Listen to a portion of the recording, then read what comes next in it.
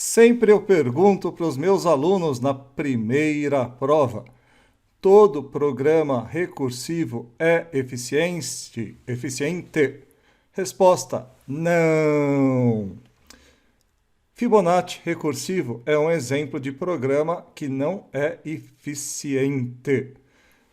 Uma vez eu dei uma palestra no Mato Grosso, falando sobre Python, etc.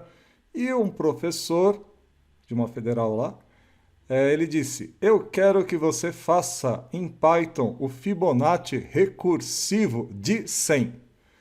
Então, se vocês rodarem esse código, vocês estão vendo que ele repete muita coisa. É claro que eu não calculei o Fibonacci de 100 porque não ia dar, né? É muito tempo. Vocês estão vendo que Fibonacci de 2 é calculado inúmeras vezes. Fibonacci de 3 também.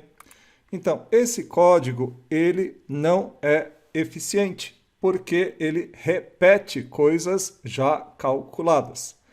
Então, na minha pergunta da prova, Fibonacci recursivo é melhor do que o Fibonacci iterativo? Resposta: não.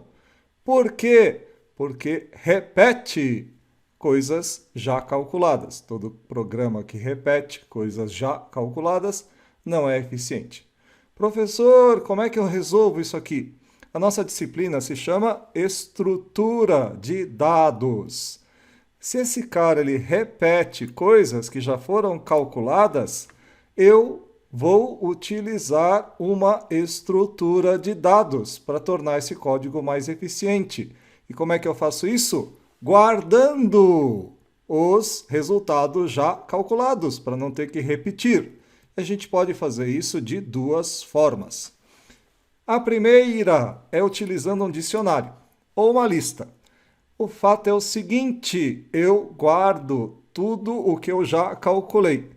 Então aqui vocês estão vendo, se o N não estiver no dicionário, significa que eu não calculei. E aí eu faço a chamada recursiva. Então eu só faço a chamada de um número que eu não calculei antes.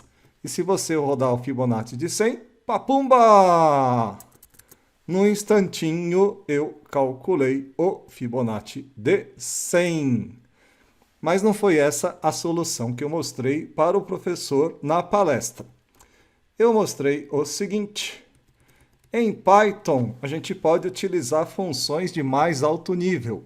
Eu posso utilizar, para guardar os cálculos já feitos, a região do sistema operacional, da memória do sistema operacional de cache. Então, eu tenho uma biblioteca chamada functools. Essa biblioteca tem um método chamado LRU cache. LRU é uma abreviatura de less, poucos, results, resultados utilizados. Então, esse algoritmo de cache, ele vai guardando os resultados mais frequentes e vai jogando fora os resultados menos utilizados, less results, certo? Aí eu tenho um decorador. O que é um decorador? Decorador é um envelope. O meu Fibonacci aqui, ele é exatamente o Fibonacci inicial que nós estávamos analisando. O que é esse max size igual a null? Eu posso colocar max size um tamanho de resultados que eu quero guardar. Normalmente, potências de 2 são bem-vindas. Se eu quiser guardar, por exemplo, 1024 resultados mais frequentes, eu coloco max size igual a 1024. No caso, eu coloco igual a none para guardar todos.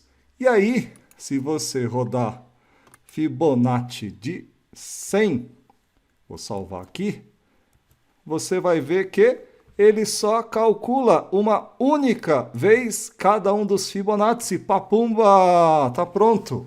Mais ainda, está na memória do sistema operacional. Se você fizer Fibonacci de 110, ele só vai calcular 10. Se você fizer Fibonacci de 60, ele calcula em um único passo, porque já está na memória.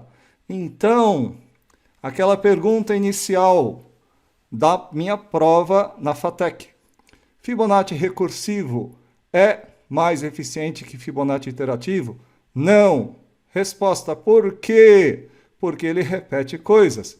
E como que eu resolvo isso? Utilizando uma estrutura de dados.